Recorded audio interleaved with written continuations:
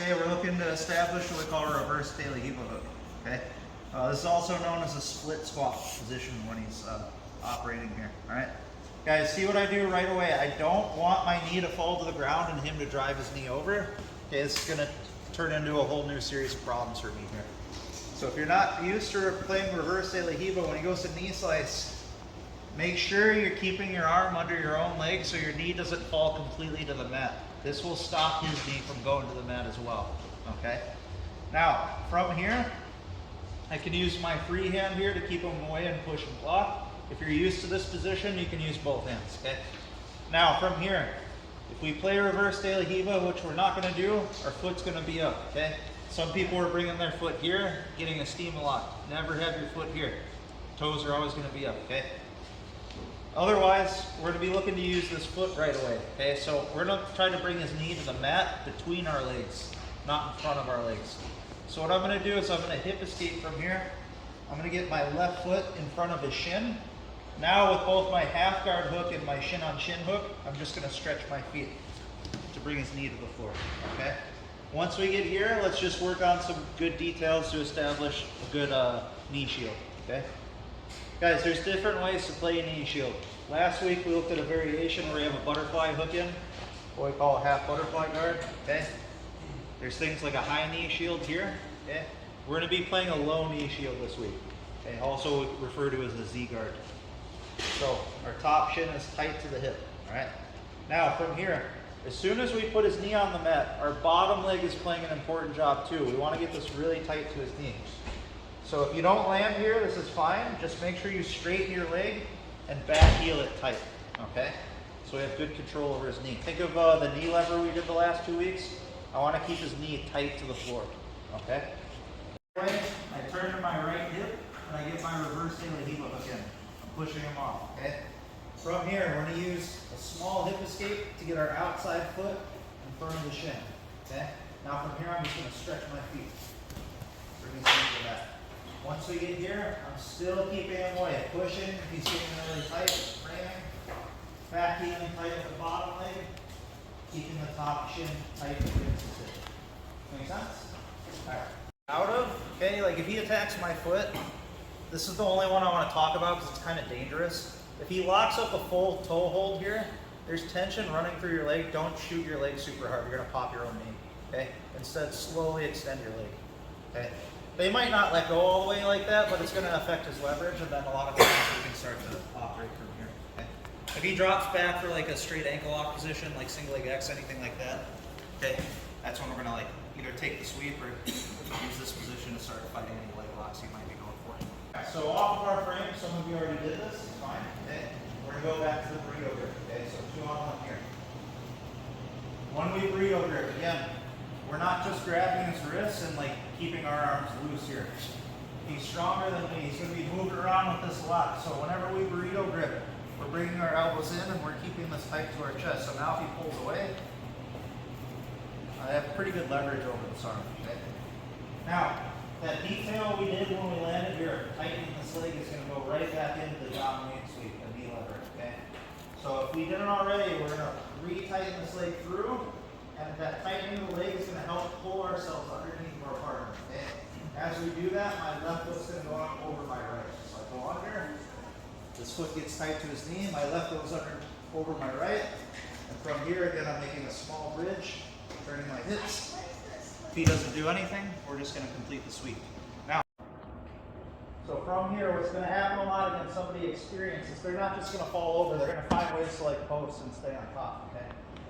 So as we go here, yeah, that's a common one. From here, we're going to combine this with last week. We're going to go back for a thumb post here. So I don't want him to post with both arms, so I'm going to keep this hand on the wrist. I'm going to post here and start building height here, okay? If you're looking to get on top, and this is pretty much what I want everybody to practice first, okay? We're just going to keep scooting out, get our hip heights, go right to a body lock, okay? So from here, in no-gi, we're looking at getting a burrito grip, okay? I'm going to strongly advise, since we're in the gi now, you use a double sleeve grip. Okay, this is a stronger grip. It's much, much harder to break. Okay. Now from here, entries from last week. When we're here, potentially as we're coming up, especially if we feel them drive in, we can just fall right back and go to the legs. Okay? Half guard here where you're being smashed, like his movements are significantly lowered, right? There's only so many ways he's gonna move like this. So like this is generally a good place to practice as well.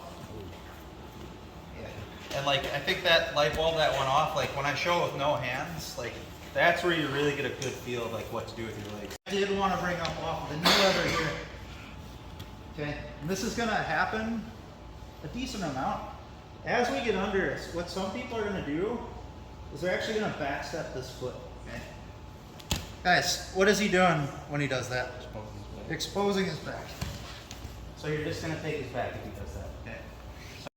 So just like last week, a lot of the stuff we looked at from there, establishing knee shield, doing the knee lever, again, it's off of him being neutral. This week and last week, okay, whether you have the butterfly hook in or not, if you start to go for the leg, if you start to scoot under, what people are gonna do a lot is they're gonna get really low and they're gonna keep their hips back. Yeah. So it's really hard to get to his leg. I'm running into his cross face sometimes too. It's hard to get under him for the knee lever, okay? But what I still do have is this arm. So we're gonna use this opportunity to lock up an arm drag, okay? So from here, I'm gonna take my inside hand, I'm gonna bring my wrist to his shoulder. Guys, you see what I'm doing with my left hand? I'm guiding it to the inside. We wanna avoid this, okay? If I go to arm drag like this, there's no leverage. He's gonna rip his arm out. So make sure you're above like this. So now if he rips out, I'm like staying attached to him, okay? Now here's the tricky part, and here's something we have to change. We're doing an arm drag for being like on our back here. Okay, we're usually doing arm drags from our seated guard, the feet, okay? So what you don't want to do is this, just arm drag and like try to come up. All he has to do is simply come up and drive into you a little bit, and you're not going to get up with this arm drag. Okay? So as soon as you lock this up, we're going to build momentum by doing a pendulum movement with our foot. Okay? So I'm going to kick, and then come up like this. Okay? Now, I said this in the basics class. You want your head and your chest higher than his, okay? Always. You want your sternum tight to the shoulder. Now, since we are coming up off of our back with a hook in, if we just let go of this and try to seatbelt right away, you will get it a lot, but somebody good, they're gonna feel space here. He's gonna pummel his arm in for an underhook. Yeah, and you're going right back down. So we're gonna borrow a detail from the first week of half guard. Okay? So we're here, we're attacking, he's sinking back. If they're that low, it's good. No, it's okay. Be like Nicky Rod. Yeah, do your Nicky Rod first. Right here. Guys, look. As soon as I get here, I'm going to try to do two things. I'm always going to try to keep his elbow on the mat by driving my elbow into his. If he wants to come up, he's going to start posing. So this is the big one. You're going to let go of this, and again, you're going to put your hand on his hand and lock your elbow out. So now if he goes to bring his hand off the mat, it's going to take him a decent amount of time to get that back. And while he's doing that, we're coming up and getting the turtle, okay? If this is your first time doing this, you can just stop right here. Otherwise, those of you that know, we're gonna go for the power half. You're welcome to try this, okay? Go under. We're always going on the opposite side, not the same side. You're gonna fall off if you go on the same side. Under, okay? Palm up, lock a grip here. Always make sure too, you're not staying back here while you do this. You're bringing your knee up and you're getting your head over his head. So you have a lot of leverage here to turn him, okay? From here, we switch to a seatbelt, get our body triangle, or get our hooks into score points. Okay. As I get up here, and I want to make the transition to a top position, when I let go of this, I need to control this arm, okay? No gi, we just went hand over hand here and straightened our elbow. Gi, again, I'm going to recommend that you use the sleeve. It's going to be much stronger leverage here. So I'm just going to grab the sleeve and block my elbow out so it's harder for him to pummel that underhook. Okay? Now, as we get up, guys, if you find it difficult to get up, look at my right foot. You can definitely take this right foot off of his leg and just put it on the floor. Okay? That should make this a lot easier for those of you that don't have super good mobility. Right? We got our burrito grip, but he's kind of being a coward here. He's back. Okay. Punch this down. Guys, don't do this.